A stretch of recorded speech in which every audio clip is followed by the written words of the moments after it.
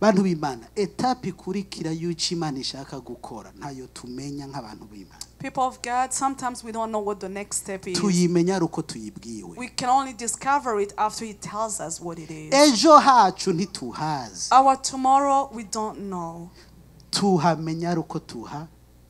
We get to know it after we are told. Ezekiel ntiyarazi etape ikurikira iyareye. Ezekiel had no idea Malgré what ko the yari next mu step gutangara was. yuko ya magufa yasuye kuba kwinyama n'imitsi ehagaze nk'abantu. Even if he was already surprised that the dry bones were already with flesh and they were standing as humans. Ntiyarazi ukungene basubira kugira ubuzima. He didn't know how they were going to be alive Mu nyuma again. Imana amubwira ngo hamagara imiyaga. Imuha detaye kandi.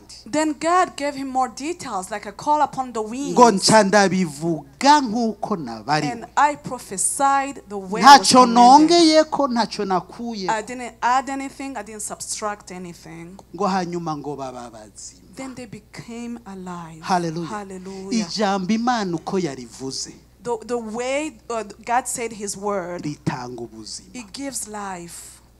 Amen.